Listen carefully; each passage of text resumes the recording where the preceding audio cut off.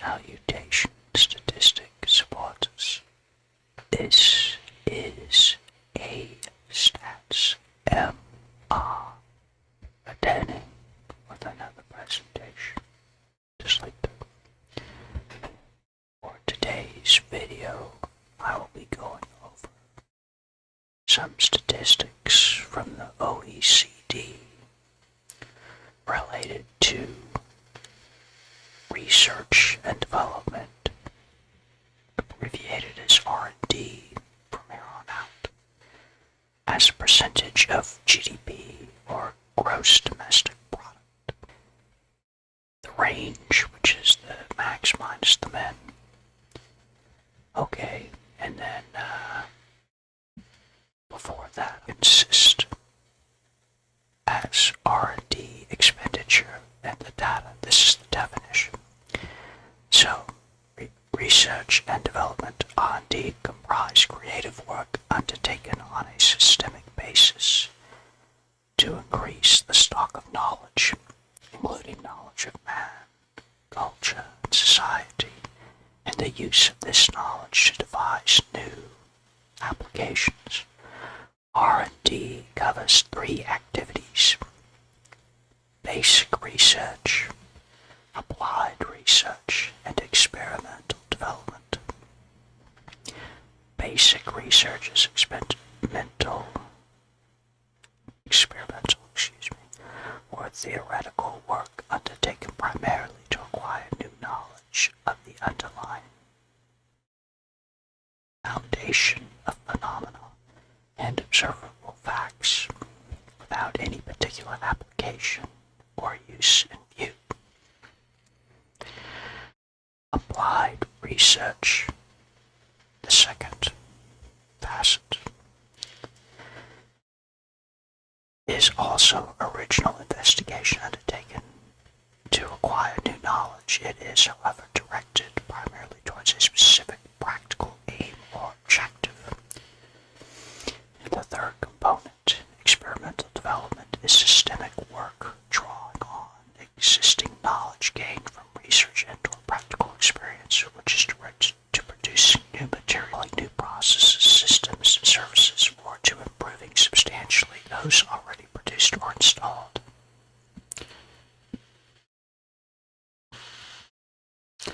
The main aggregate used for international comparisons is gross domestic expenditure on research and development. This consists of total expenditure on research and development carried out by all resident companies, research institutes, university and government laboratories, etc. It includes R&D funded from abroad, but excludes domestic funds for R&D performed outside of the domestic country. Domestic economy. Okay, so, in other words, this is R&D activity occurring within the confines of a country. So, for example, if R&D occurred, and again I'm just going to throw out some countries, in the Netherlands, within the borders of the Netherlands, even if it was funded from a company in, say, Deutschland, it would still count in the R&D expenditure of the Netherlands, since it was within the borders of the Netherlands. I don't know, Italy, that would not be counted in the R&D expenditure as a percentage of GDP for the Netherlands. Okay. So, alright, so now that we have the definitions out of the way, we will go into the data. Okay, so now let's start with the data. So, this is from the OECD, and I have two tabs of data. One was the R&D expenditure by country in a year, and the other was the GDP by country in a year. Now, there are some years that I have GDP, I don't Expenditure. So the pivot table analysis I performed was only when I had both the GDP and R&D expenditure, because I did the analysis based upon R&D as a percentage of GDP. So as you can see, you have the location code. So AUS is Australia. And on the pivot table and charts, I spell out the countries. Then you have the subject, which is total. Measure is millions of US dollars. Frequency is A for annual. Time, that's the year that the number was obtained. Then you have the R&D expenditure value, the GDP expenditure value. We go into the pivot table analysis.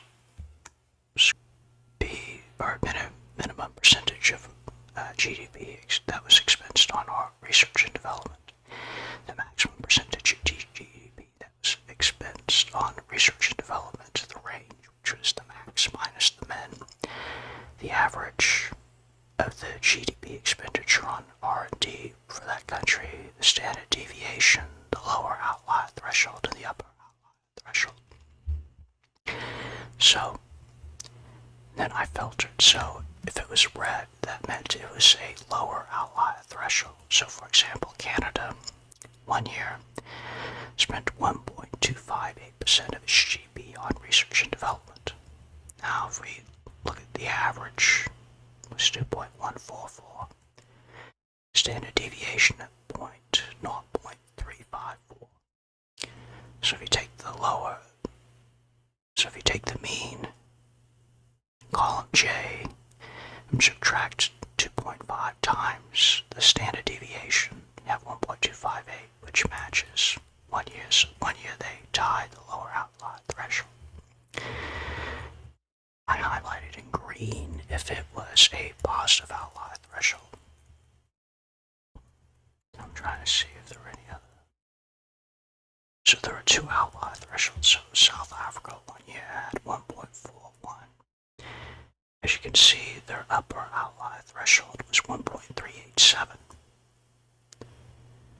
So 1 year they had a positive outlier, and then there's another one. Okay, so this one, a standard deviation, they had a really small standard deviation of 0.047.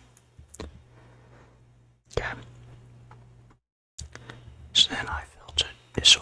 It's orange, that means it was the lowest. That country had the lowest value, so Colombia had the lowest value for R&D for the min year of R&D at 0.176. Had the lowest max at 0.365.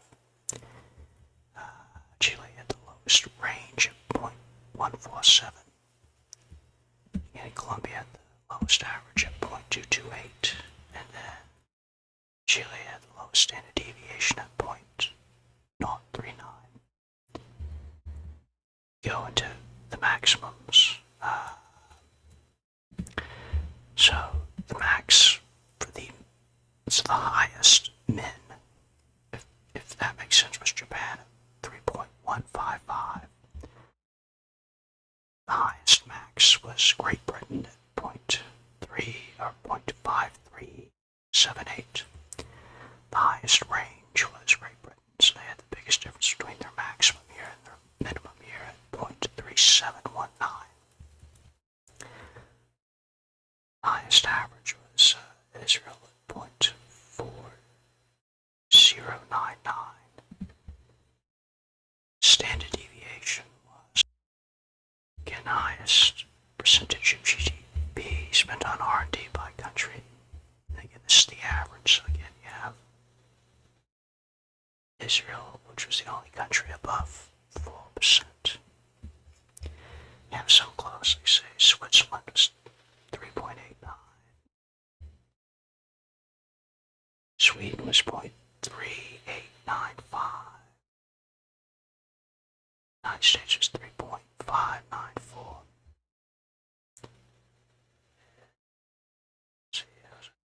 Germany at 3.531. Now the next graph down, we have this is the minimum. So what year?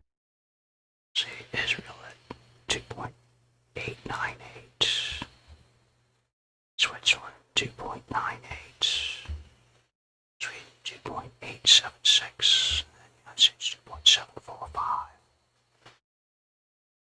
And see the Eurozone as a whole, 1.81374. And Great Britain 5.378 for United Kingdom.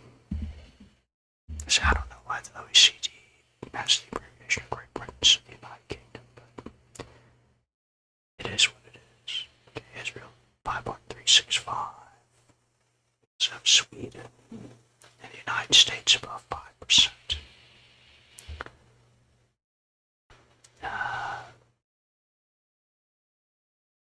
Are there any that are close to 5? Germany's above 5. So let's look at the range. And again, the range is the max minus the min. So Great Britain had the highest range at above 3.7. They're the only country that had above 3. See, France at 2.8. Switzerland 2.394. United States 2.431. Slovakia 2.417. So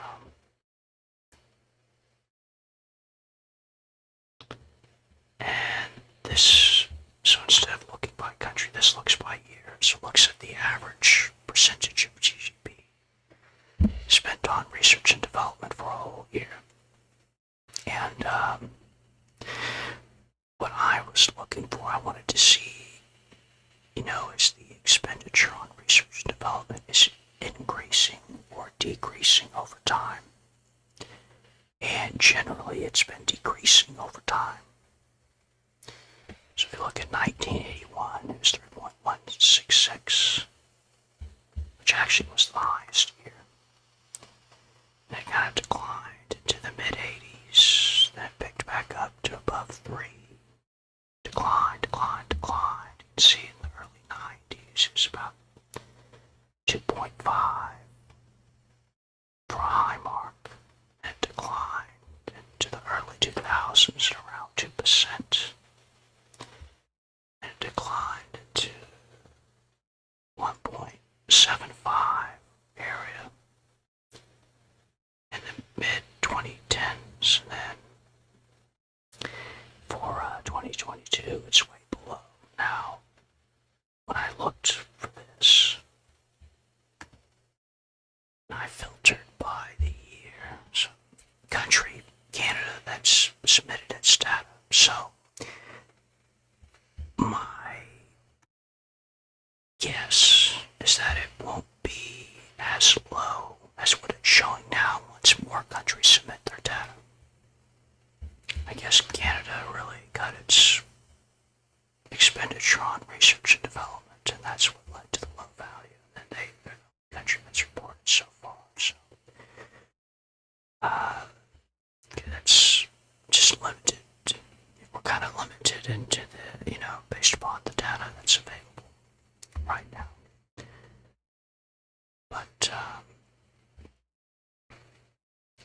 But like I say, even if you look at 2021,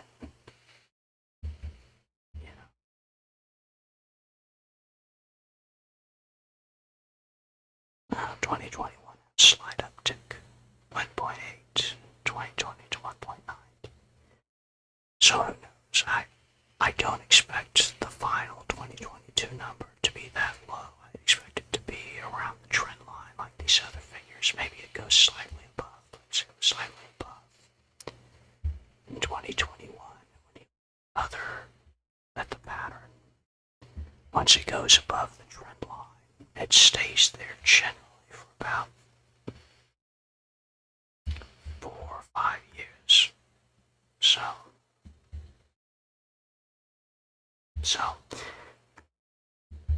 again, 2020 was above, guess, and again this is a guess, I don't know, is that once more countries report, it'll be above the trend line. Still be down from the early 1980s, but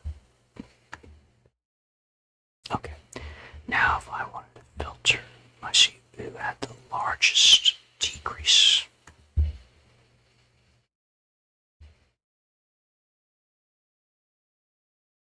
Alright, so the largest decreases. So 2013 and